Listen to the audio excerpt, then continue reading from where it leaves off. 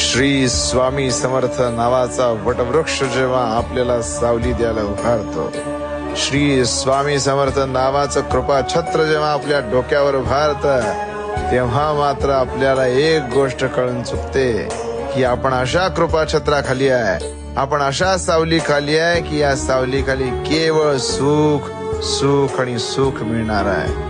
महाराजांची सेवा करत असताना प्रत्येक मनुष्याला अनेक दुःख संकटांचा सामना करावा लागतो, पण ही दुःख संकट म्हणजे महाराज आपली घेत असलेली परीक्षा असते. महाराज आपल्या शिष्याला, महाराज आपल्या साधकाला, महाराज आपल्या भक्ताला तावून सलाखून पुढे नेतात आणि जसं काय महाराज त्याची अशी परीक्षा बघतात की आता तुला यापुढे या संकटाचा सामना करायची पुन्हा कधी वेळ येणार नाही. महाराज सदैव पाठीशी उभारतात आणि साथ देतात.